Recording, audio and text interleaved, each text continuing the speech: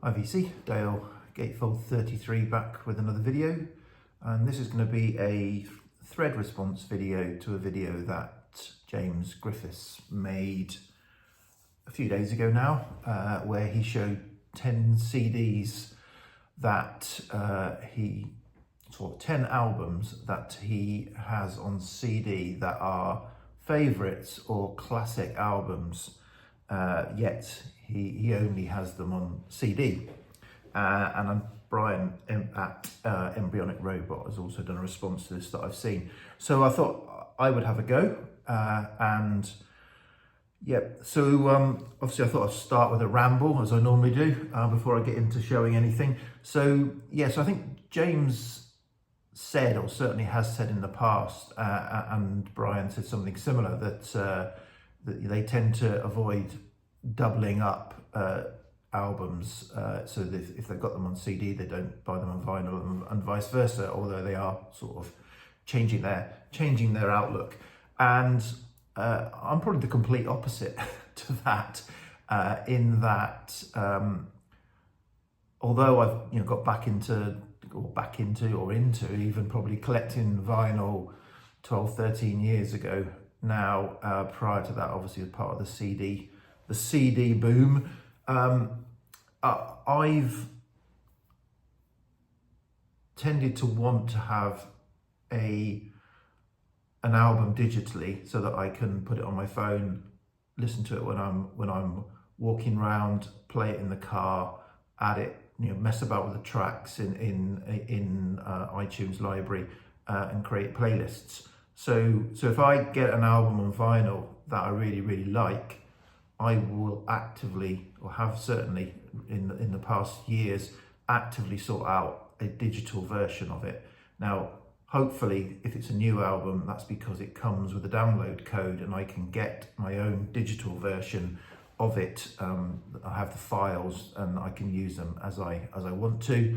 But sometimes records, particularly if you're buying or used records, don't come with a download code. So if I really like an album and I want to add it to my collection so that I can make it part of what I've got to choose from when I'm making playlists, I will seek it out on CD, a used CD, certainly, or keep an eye out for it at car boot sales, etc., record fairs even. So I probably got, in my collection, I probably got two-thirds of my collection, my vinyl collection. So I've got digital copies of. About 1/3 of that are downloads and 1/3 are CDs. So I've probably got 600 or 700 albums on CD that I've also got on vinyl, and I'm fine with that. And that's despite being, an early adopter of Spotify. Because Spotify has been a great source to me in, listening to new stuff to see if I like it before I buy it.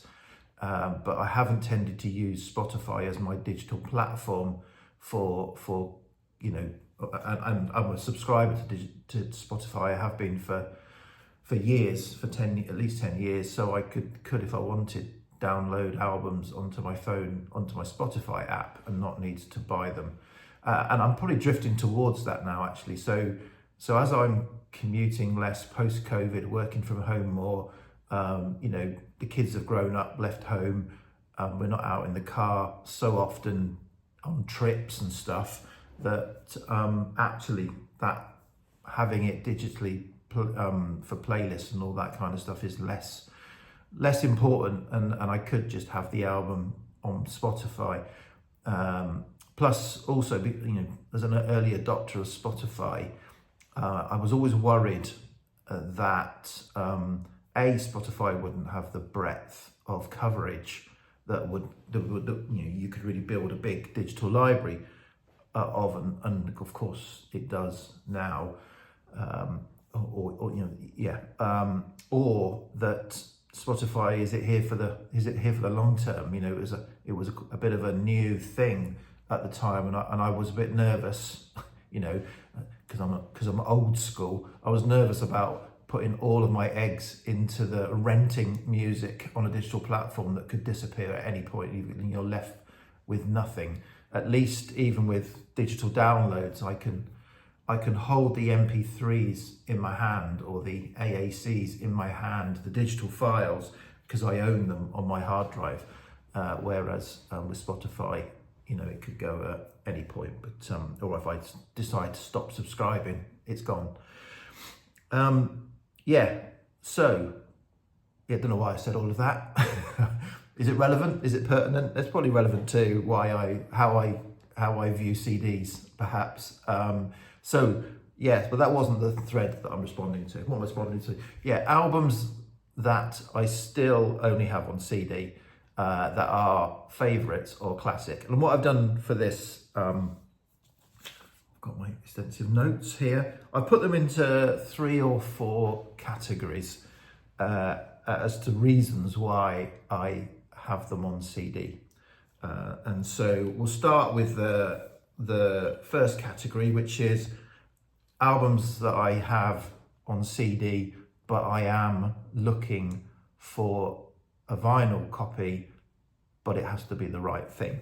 So I've got 4 of those. So first up is, I have to try and hold them a bit closer. CDs are smaller than records. First up is this. This is Francois Hardy, her album from 71, I think, 71, La Question, or, you know, think about Francois Hardy, all her albums are called Francois Hardy. But yeah, I think this is La Question. Really good album, really like it, would love to have it on vinyl. Haven't found a copy.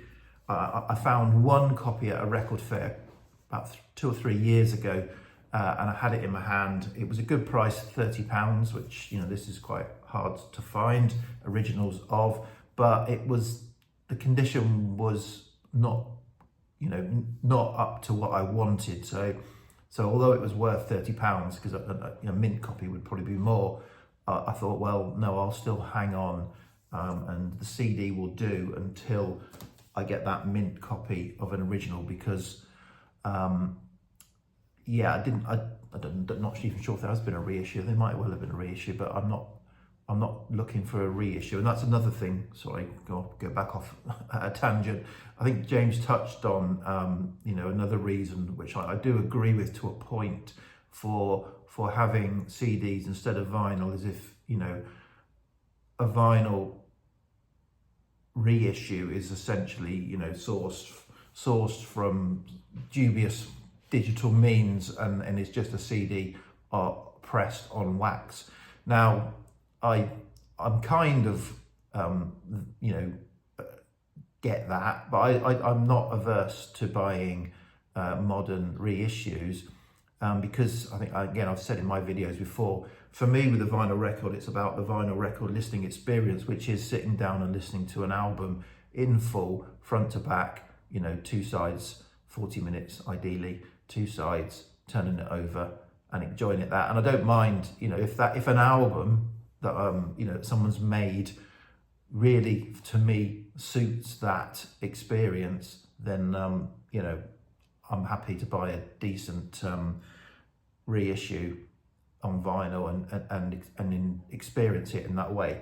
I'm not an audiophile in any respect, but I don't want a crap pressing either. So I want a decent pressing, but I'm not seeking out, you know, I'm not constantly upgrading different albums to get the next best audiophile pressing. That's not me. Okay, sorry, I've shown 1 CD so far in 9 minutes. Next up, another album that I am looking for, but the CD will do until I find it. Similar reasons is this Etta James, At Last. You know, a great album. I think an album of its time, an album that does deserve to be listened to on vinyl. But for me, you know, I think these were first only sort of US releases. I don't think this had a UK release, you know, certainly within the first sort of 10 years of it originally coming out in the 60s. So for me, it's finding a really nice, you know, US sleeved, US press, mono copy of this, which, you know, without tons of ring wear and split seams, which US albums suffer from. And, you know, that's the way I probably want to experience this on vinyl if I'm going to experience this on vinyl. And until I can do that, I'll stick with the CD.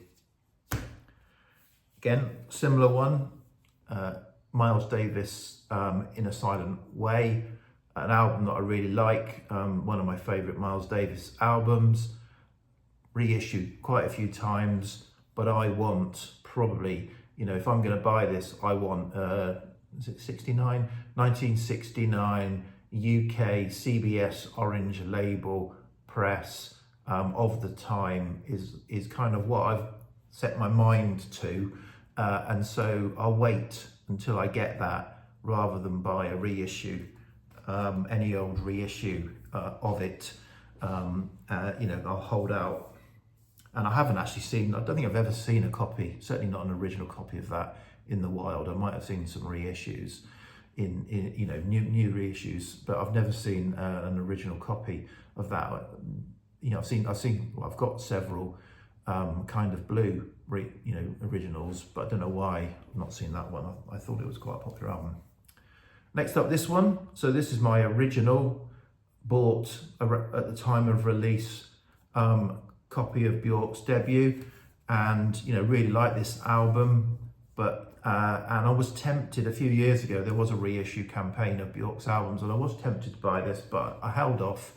And again, I think last year I had a copy of this in my hands for £50, I think it was, an original press. And again, I was tempted, but the condition wasn't perfect. So, you know, again, if I'm going to get it, I want an original. I may cave and get a reissue of this, I don't know. But for now, the CD is doing its job. So that's the first category of albums I still only got on CD, but I am actually looking for a vinyl copy, but it has to be the right one. Next is albums actually I've had on vinyl and got rid of it, and I'm sticking with the CD. So first example of that is The Cure's Disintegration. So the thing about The Cure's Disintegration, so I first experienced it on CD, you know, back in the day, and it came out around the turn, 89, came out around the turn from vinyl into CD. And the thing about the CD is it's 70 odd minutes, 12 tracks. The record was, which I had, as in five or 6 years ago, I picked up a copy of the original UK press of the album, or European press, whatever it was. That is 10 tracks. Two things about that. So A, it's not the album that I was used to. I think there has been a double album reissue, and which I'm assuming replicates this. So it wasn't the album that I was used to. And B, it was still, even though it was 10 tracks, it was still 60 minutes on a single disc. And it wasn't in great condition either. So it was VG. It was a VG Virgin on VG Plus, which for this album is probably not ideal. So actually I didn't enjoy it. So I got rid of it, and I'm sticking with the CD. And I probably will always stick with the CD, because that's never going to change. They're never going to, I guess I could think about a reissue of a double album of this version of it, but that's kind of defeating the object. Another album. So this is my original CD, bought at the time of Definitely Maybe by Oasis. And yeah, I was big in the Oasis camp rather than the Blur camp in the Britpop heyday. You know, embarrassingly, I remember someone I worked with who was a big Beatles fan. I said, "Oh, you don't want to be bothering with that Beatles. Listen to Oasis. It's the future. They're much better than the Beatles." Yeah, not realising exactly, you know, that the Oasis were just ripping off the Beatles. But anyway, this album, you know, really enjoyed at the time. It was popular in the car, popular at home, but it is brick wall to hell. The way this is mixed or mastered, whatever the right term is, it's loud, it's cut loud, and you know, it makes your ears bleed after a while. And obviously back in the day, I didn't really notice that. Now I kind of do, and I bought the vinyl reissues of these that came out 7 years ago. This and What's the Story, and they sound exactly the same. They're not enjoyable to listen to. It gave me a headache listening to them, so I got rid of them until they kind of remix this to a more, a better sounding. You might as well stick with the CD. In fact, so much so that Black Friday, there was a deal on, I think, the album. I could have bought the vinyl, the double vinyl, whatever it is, but I ended up for I think £12 or something picking up this double CD to get the alternate tracks, just to have listen to the alternate tracks, didn't bother with the vinyl because I'd read a review that said it was still using the 2018 mix, which I already knew. If that was the same one I had on vinyl, it's the one that I didn't enjoy, so I wasn't going to buy the latest reissue. Okay, so that's another category. So then the final category is albums on CD that I think suit CD better, and therefore, I probably, if I bought the vinyl, I would probably be disappointed. And I've picked an album here, but it's probably more a genre. So this is Vangelis' Blade Runner soundtrack. So I think anything in the sort of ambient krautrock rock, or even certainly classical music, where it's got that very a lot of quiet passages, a lot of dynamic range differences. If you're going to have it on vinyl, it's got to be a pristine, clean press. And if it isn't, those pops and clicks or whatever are just going to annoy you when it's such a lush and textured and beautiful piece of music. They are going to annoy you, whereas they don't annoy you so much on a rock record. So this is an album that I probably won't seek out on vinyl.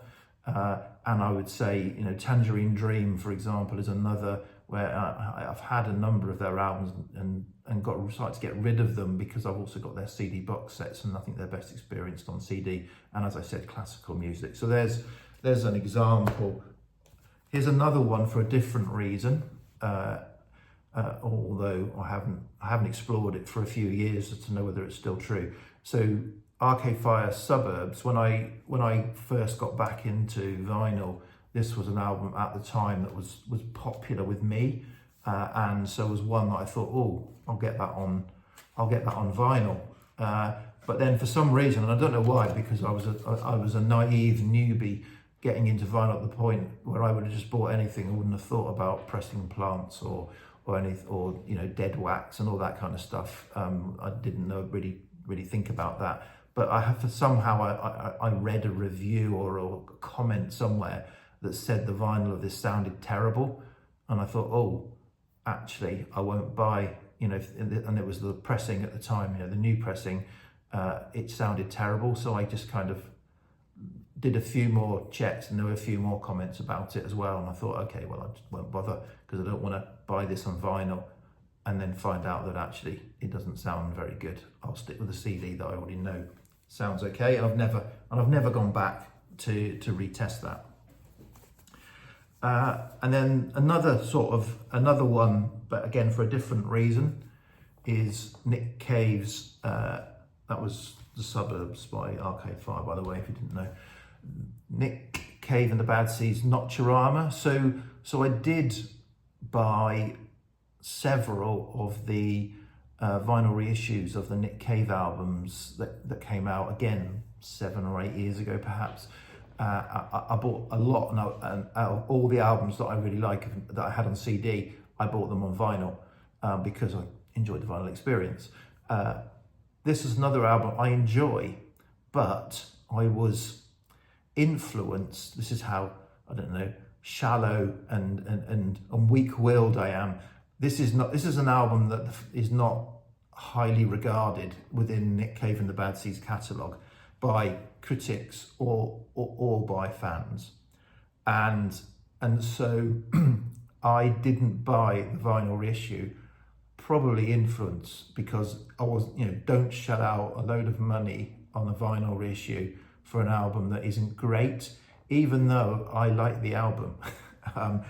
It's not great critically, therefore don't buy it. And in hindsight, I wish I probably had bought it. So yeah, oops, and now I dropped the CD. I wish I had bought it because, so I think the reason that this isn't liked is because it isn't a development. It's like the previous two albums too much. It's very gentle, atmospheric, dark, moody. It isn't, and so are albums that have come before it. Therefore, I think it was just like, just another of the same thing, and that's why it wasn't particularly well received. But I like it because I like that sound. So that's just me. And then the final one. This is, I'm gonna get myself in trouble here with this final one. So this is an album I only have on CD, and I think the reason for this one is because you're expected to own it, and therefore, if I'm expected to own it as a music fan, call yourself a music fan, Dale, and you haven't got that album. So I have got it, but I've got it on CD. I haven't invested in a vinyl copy. So John Coltrane, A Love Supreme. You can't say you like jazz, you can't say you like music if you haven't got this album in your collection. So it came from a car boot sale. It was only 50p. So I've got this in my collection. But do I love it? No, I don't. So this is a classic album that I have on CD, but I don't have it on vinyl because I can't get into John Coltrane. I've tried with this album, again, because you're supposed to love it. And I think where I've got to on it, and this is where I'll get myself cancelled, is I like the piano of McCoy Tyner on this. I think it's really good. I think the rhythm section, Jimmy Garrison, Elvin Jones, great. The music's great. I even like the kind of vocal interjections that there are in it as well. The thing that lets this down for me is the saxophone. If this didn't have a saxophone on it, I would enjoy this album, which I realise is challenging. It feels to me like McCoy Tyner, Jimmy, and Elvin. They went into the recording studios the day before and laid down all the tracks according to the music, laid them all down, and then John Coltrane came in the next day and just played his saxophone, and no one thought to say to him, John, any chance you could play the songs that are on the album rather than just play your saxophone? And he probably went, no, I'm just playing my saxophone, man. And so they said, all right, we'll just fit them over the top of that music then, and that'll be fine. That's how it seems to me, but that's probably my musical ear is not sophisticated enough to appreciate A Love Supreme. Anyway, I'll leave it there. So that's my 23.5 minutes on CDs. Okay. So thanks for the idea, James. Cheers, bye.